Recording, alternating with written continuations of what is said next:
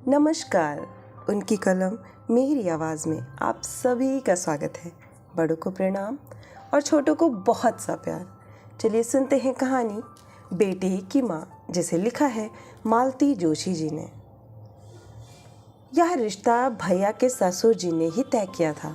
अम्मा ने एक तरह से यह भार उनके ही सर डाल दिया था, और कहती भी तो किससे। भैया तो इस काम के लिहाज से बहुत छोटे थे, उनका अनुभव ही कितना था। जीजा जी थे जो दिन रात अपनी ही शान बघारा करते थे। अम्मा पर जब तब एहसान जताते रहते थे कि उनकी बिटिया का हाथ थामकर उन्होंने उपकार किया था। वे अब भूल जाते थे कि दादी की शादी बाबूजी के सामने हुई थी, और उसमें बाबूजी ने अपनी हैसियत से ज़्यादा ही खर्च कर डाला था। चाचा जी की लीला तो और भी न्यारी थी। एक ही शहर में रहकर महीनों शक्ल नहीं दिखाते थे। हाट बाजार में मिलते तो हाल चाल पूछने से कतराते थे कि कहीं कुछ लेना देना ना पड़ जाए, लेकिन जान पहचान वालों के सामने यह दिखावा ज़रूर करते थे कि स्वर्गीय भाई साहब की गृहस्थी का भार ढोते ढोते उनके कंधे झुकाए हैं। भैया की इंजीनियरिंग की पढ़ाई का तो पता नहीं कहाँ कहाँ रोना रोया होगा। इसीलिए यह बात एक तरह से तय भी थी कि हम दोनों की शादी के लिए इन दोनों का कोई एहसान नहीं लिया जाएगा। भैया के लिए तो खैर कोई समस्या ही नहीं थी। उन्हें नौकरी बाद में मिली, रिश्ते पहले आने लगे थे। सवाल तो मेरा था। अम्मा को बस मेरी शादी की चिंता ही घुन की तरह खाई जा रही थी। इसीलिए उन्होंने सीधे समधी जी से ही बात की। देखिए भाई साहब, दो बार मेहमानों को झेलना मेरे बस का नहीं है। न मेरे पास उतना पैसा है, न काम बटाने वाले हाथ हैं। इसीलिए मैं एक ही बार में सब निपटाकर छुट्टी हो लेना चाहती हूँ। किसी तरह इस लड़की के लिए एक वर जुटा दीजिए तो मैं फुर्सत हो जाऊँ। आपकी बेटी के सिर भी फिर कोई भार नहीं रहेगा। बेचारे पांडे जी समझ गए कि यह बहन जी का अनुरोध नहीं है, आदेश है। एक तरह से शादी की शर्त ही है। बेचारे अपनी बिटिया के लिए जूते चटका कर हलकान हुए जा रहे थे। अब यह एक और जिम्मेदारी सिर पर आ गई। अपनी लड़की के लिए वर खोजना फिर भी आसान है। आपको अपनी हैसियत का, औकात का पता होता है। भले बुरे की जिम्मेदारी भी आपकी अपनी होती है। दूसरे के लिए काम करते समय तो 10 बार सोचना पड़ता है, पर इंजीनियर दामाद पाने का लालच उन्हें बल दे गया, और वे मेरे लिए भी एक नायाब हीरा खोज कर ले आए। लड़का उन्हीं के शहर कानपुर का था। अंग्रेजी में गोल्ड मेडलिस्ट, एमए, पीएचडी, अपना मकान, घर में केवल भाई भाभी। मकान भी 2 हिस्सों में बटा हुआ। जब मर्जी हो किराएदारों से खाली करवा कर अलग गृहस्थी बसा लो। इतना अच्छा रिश्ता तो शायद हम लोग भी नहीं खोज पाते, और यहाँ खोजने को था ही कौन। देखने दिखाने का कार्यक्रम कानपुर में ही संपन्न हुआ। हम लोग भाभी की गोद भरने गए थे। भैया भी साथ हो लिए थे। वहीं उन लोगों को बुला लिया गया। परिचित तो थे ही। बात तय हो गई तो खुश हो गए कि परिचय अब रिश्ते में बदल जाएगा। हम लोग किसी तैयारी से नहीं गए थे, फिर भी चाचा जी ने लड़के को 101 रुपये देकर शगुन लिया। उनकी भाभी ने मुझे एक साड़ी दी। सगाई के लिए साइत ढूंढने की बात थी तो उनके भाई बोले, मैं इन ढकोसलों में विश्वास नहीं करता। बात तो हो ही गई है, अब आप शादी की तैयारी कीजिए। सब लोग बहुत खुश थे। ऐसे सुलझे हुए इंसान आजकल कहाँ मिलते हैं। दिवाली के बाद पहले 2 मुहूर्तों पर शादी करना तय हुआ। बीच में 2 दिन का अंतराल था, जो कि ज़रूरी था। इस बीच थोड़ा सा व्यवहारिक आदान प्रदान भी शुरू हो गया था, जैसे जन्मदिन की बधाइयाँ, उपहार आदि। सावन में हमने भाभी के यहाँ राखी डोरा भेजा। मेरी ससुराल से भी सामान आया। शुरू में हम लोग पत्र भी लिखते थे। भैया एक आध बार हो भी आए थे। फिर देखा कि अम्मा को यह सब अच्छा नहीं लग रहा है, तो संयम कर लिया। 3-4 महीनों की ही तो बात थी। जून के अंत में भाभी का रिज़ल्ट निकला था। इंग्लिश में गोल हो गई थी। भैया बहुत बिगड़े। मैं तो इंग्लिश लिटरेचर देखकर ही रीझा था। नहीं तो आजकल बीए पास लड़कियों को पूछता कौन है। उन्होंने फौरन अपने होने वाले बहनोई को पत्र लिखकर अनुरोध किया कि समय निकालकर सुषमा को थोड़ा कोच कर दें। मेरे लिए यह प्रतिष्ठा का प्रश्न है। तब भैया कहाँ जानते थे कि वे अपने ही पैरों पर कुल्हाड़ी मार रहे हैं। अम्मा के उत्साह का अंत नहीं था। अपना गठियावाद सब कुछ भूलकर वे तैयारी में जुट गई थीं। उनकी खरीदारी जैसे खत्म ही नहीं हो पा रही थी। एक से एक गहने, एक से एक साड़ियाँ, एक से एक स्वेटर्स, एक से एक सूट। बेटी और बहू में, बेटे और दामाद में वे कोई फ़र्क नहीं कर रही थी। जो भी घर में आता उनके सामने वे अपना बक्सा खोलकर बैठ जाती, उनकी प्रशंसा पाकर खुश होती। बाबूजी की मृत्यु के बाद पहली बार उन्हें इतना खुश देखा। फिर उस खुशी को पता नहीं किसकी नज़र लग गई। श्राद्धों तक तो अम्मा दम साधे बैठी रहीं, पर नवरात्रि के शुरू होते ही वे हरकत में आ गईं। और वह ज़रूरी भी तो था। 2 शादियां थीं, कोई मजाक नहीं था। उन्होंने फ़ौरन भाभी के पिता को पत्र लिखा कि वे कैसा इंतज़ाम कर रहे हैं, कितनों का कर रहे हैं, लिख भेजें ताकि लोगों को उसी प्रकार आमंत्रित किया जा सके। फिर राजेश के भाई साहब को भी लिखा कि वे कितने लोग आ रहे हैं, कैसी व्यवस्था चाहते हैं, लिखें ताकि यहाँ सब सिलसिलेवार हो सके। बैंड आप अपना लाएंगे कि हम यहाँ ठीक करें? क्या आपकी बारात में महिलाएं होंगी? क्या उनकी अलग व्यवस्था करनी होगी? अम्मा ने लगातार कोई 3-4 चिट्ठियाँ लिखी होंगी, पर कोई उत्तर नहीं आया। फिर टेलीग्राम दिए गए। पांडे जी तो उसे भी पी गए, पर राजेश के भाई साहब का 1-2 लाइन का पोस्ट कार्ड आया कि हो सके तो तारीख आगे बढ़ा दें। अम्मा तो एकदम बौरा गईं। तारीख आगे बढ़ाना कोई मजाक है? यहाँ सबका बयाना दिए बैठे हैं, वह तो डूब ही जाएगा।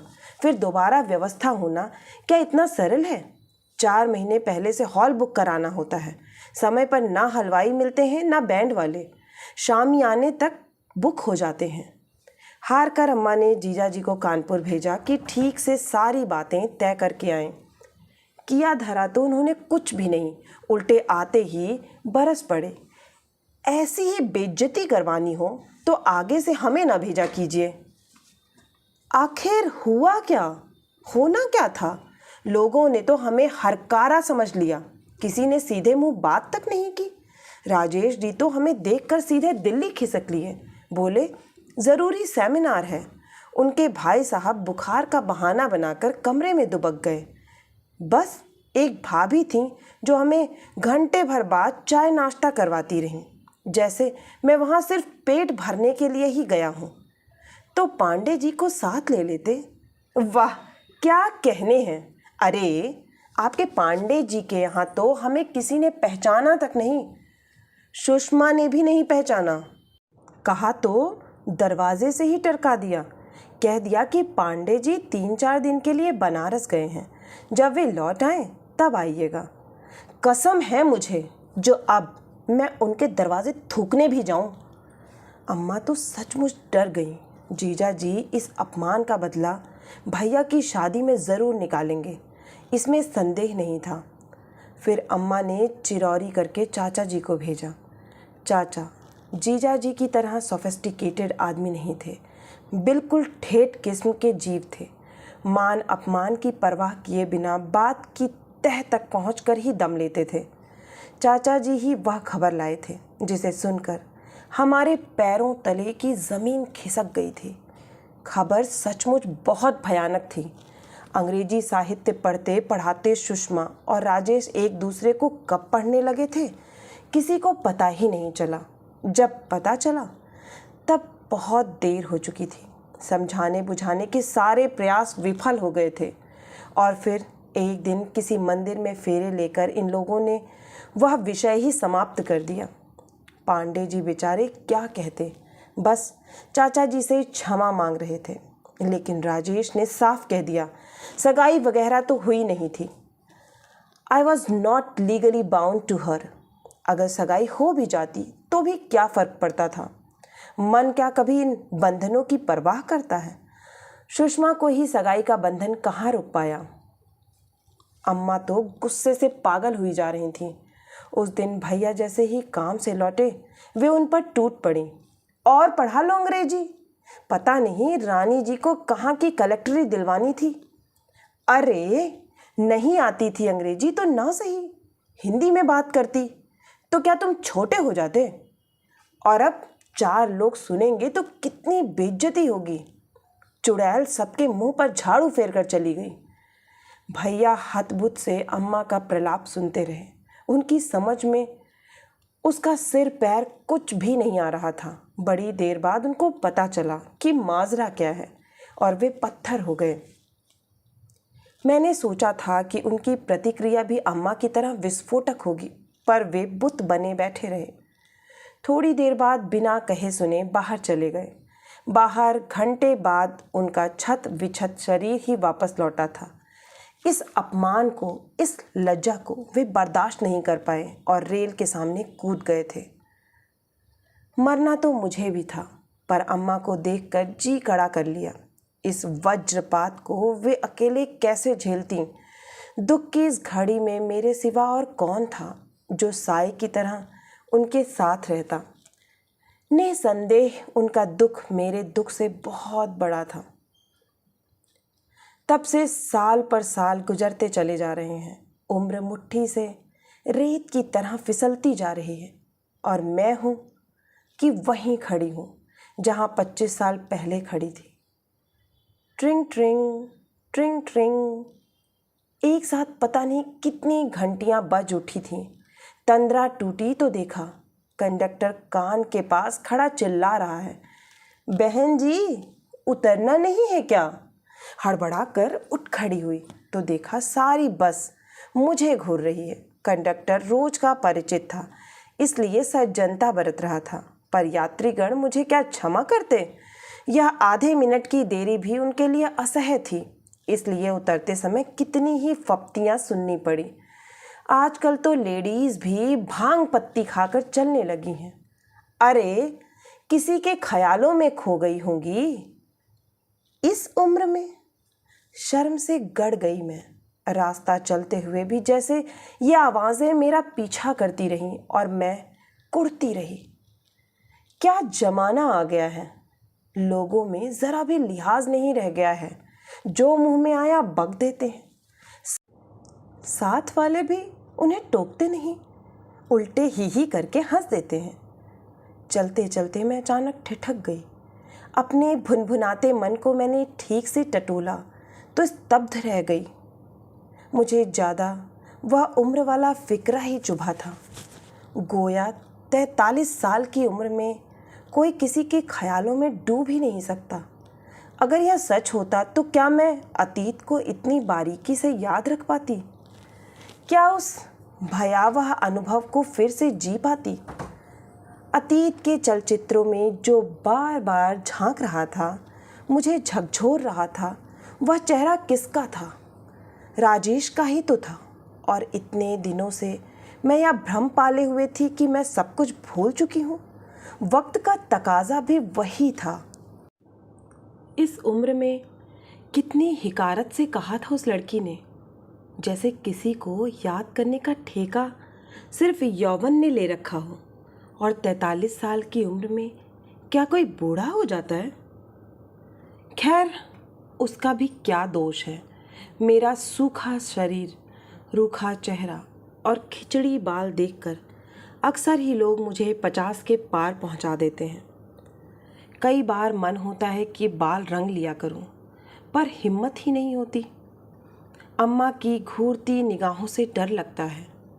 कई बार इच्छा होती है अम्मा कभी तो कहे कि तू कैसी होती जा रही है, ज़रा तो अपनी सेहत का ख्याल किया कर। पर अम्मा कभी कुछ नहीं कहती। उन्हें अपना ही रोना रोने से फुर्सत नहीं मिलती। दिन भर बिसूरना और उसास भरना, उनके पास बस यही 2 काम रह गए हैं। अम्मा, तुम्हें वो मिसेस अहिरवार याद है? उस दिन पार्टी में आई थी। खूब याद है। और बिट्टो, हम कहे देते हैं ऐसे वैसों को घर में मत लाया करो। हाँ, जिस तिस के जूठे बर्तन हम नहीं धोएंगे। हाँ, यानी अम्मा को अब तक उस बात का मलाल बना हुआ है।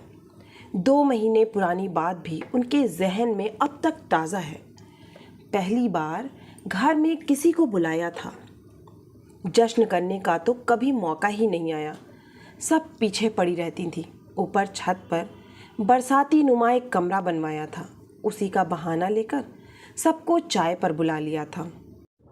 दिन भर अम्मा बड़े चाव से सब कुछ बनवाती रहीं।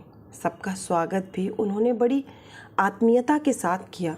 पर जैसे ही मैंने एक एक का परिचय देना शुरू किया, उनके चेहरे का रंग बदलने लगा। खाने में उन्होंने हमारा साथ नहीं दिया, जिसका किसी ने बुरा भी नहीं माना। पर जब सारी टीम मदद करने के बहाने चौके में घुस आई तो मैं समझ गई कि आज रात अम्मा का उपवास रहेगा। एक बूंद पानी भी वे नहीं पिएंगी। सबके जाने के बाद रात को मैंने बर्तन समेटे। मैरी तो कभी घर में थी ही नहीं, अपने आप ही सब कुछ करना था। अम्मा से बस मैंने कप प्लेट धोने के लिए कहा था। उन्होंने मना तो नहीं किया, पर इतना कुछ सुना दिया मानो मैंने उनका बुढ़ापा ही खराब कर दिया हो। इतना ताव आया था मुझे, मान लो आज भैया होते तो घर में रोज़ रोज़ पार्टियां होती, तब भी क्या अम्मा ऐसे ही झींकती। दूसरे ही क्षण ख्याल आया, भैया होते तो अम्मा बर्तन क्यों धोती। इंजीनियर की माँ होती वे, नौकरों की पलटन पर राज करती। आखिरवार की कोई बात कह रही थी ना तुम, अम्मा ने टोका। किस्सों में उन्हें बेहद रुचि है। समझती हैं कि बिट्टो ने जब बात उठाई है तो बेमतलब नहीं होगी।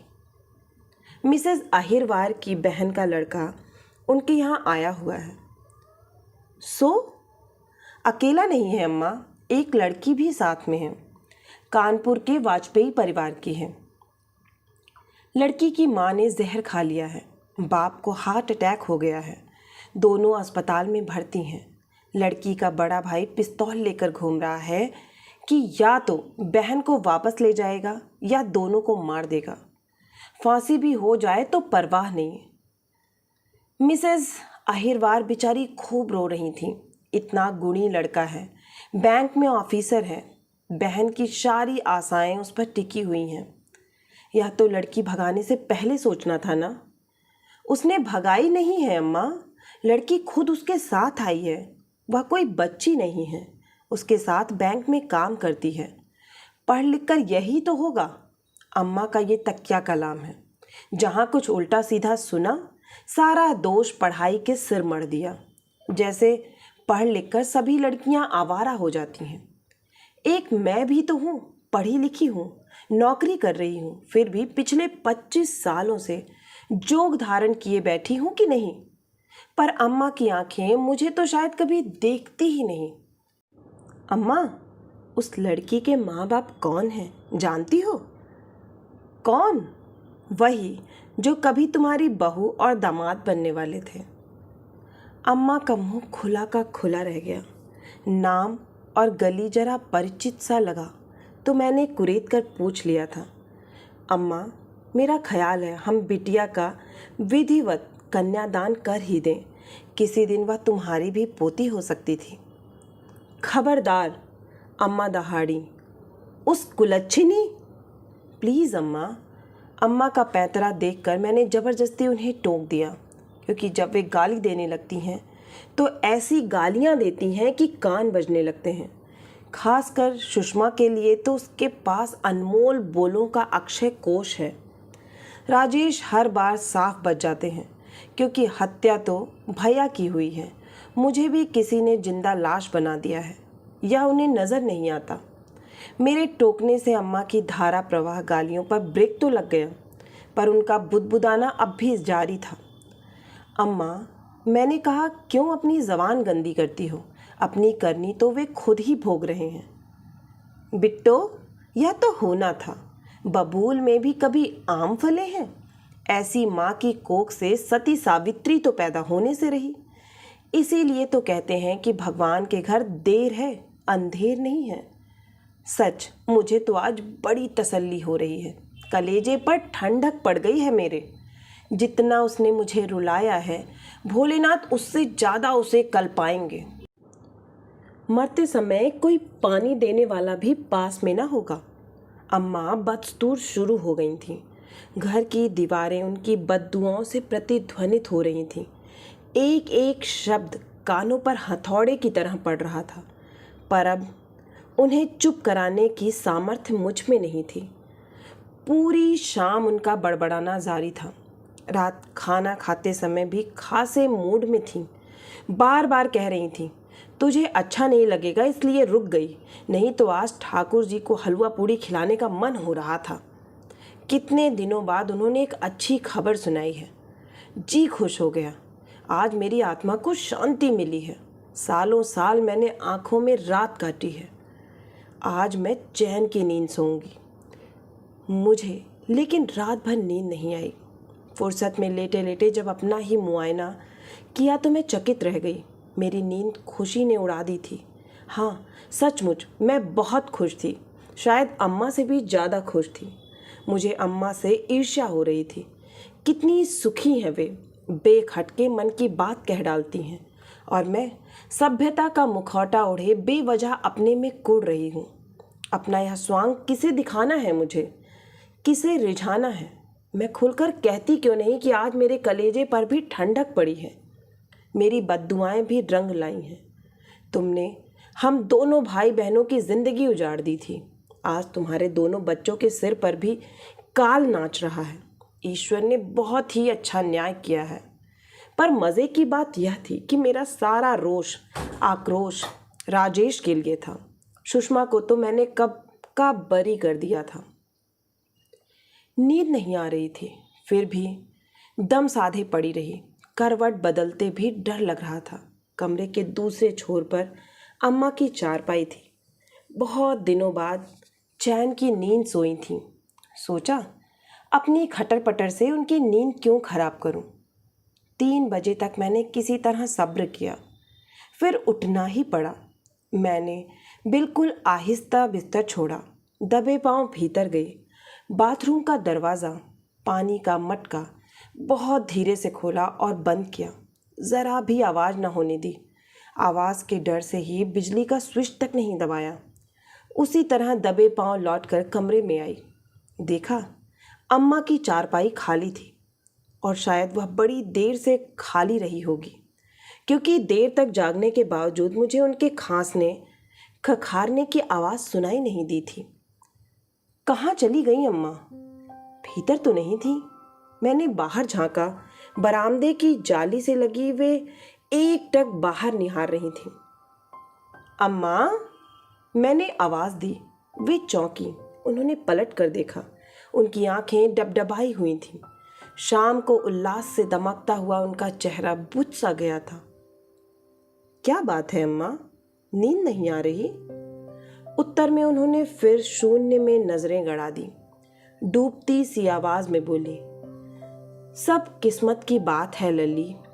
एक वह बेटा है जो घर की आन बान के लिए मरने मारने को उतारू हो गया है। एक हमारे थे जो चुपचाप पटरी पर लेट गए, यह भी ना सोचा कि अम्मा का बुढ़ापा कैसे कटेगा। मैं स्तब्ध रह गई। अम्मा की पीठ पर रखा मेरा हाथ बर्फ हो गया। तो क्या अम्मा सारी रात जागकर इसी का मातम मना रही थी? क्या वे बिल्कुल भूल गई हैं कि उनके बुढ़ापे की गरिमा बनाए रखने के लिए मैंने अपना यौवन राख कर दिया है? वे फपक कर रो पड़ी थीं, पर मैं जड़वत खड़ी रह गई। उन्हें सांत्वना देने का जरा भी मन नहीं हुआ, क्योंकि पता था कि इन आंसुओं में से एक भी मेरे लिए नहीं है। मेरे लिए, मेरे उजड़े अतीत के लिए, मेरे सूने भविष्य के लिए, मेरे बिखरे सपनों के लिए। अम्मा कब रोई थीं जो आज रोएंगी? आज पक्का विश्वास हो गया अपने को कि जिनके लिए तिल तिल कर जी रही हूँ वह मेरी माँ नहीं है, वे तो भैया की माँ है, अपने बेटे की माँ है। आशा है कि आपको यह कहानी बहुत ही पसंद आई होगी। अगर पसंद आई है तो मुझे प्रोत्साहित करने के लिए एक लाइक करें, अपनों के साथ शेयर करें, और हाँ, अगर आप इसी तरह की मनोरंजक कहानियाँ सुनना चाहते हैं तो इस चैनल से जुड़ना ना भूलें और चैनल को सब्सक्राइब करें। फिर मिलती हूँ एक नई कहानी या कविता के साथ। तब तक के लिए आप सभी का कहानी सुनने के लिए बहुत बहुत धन्यवाद।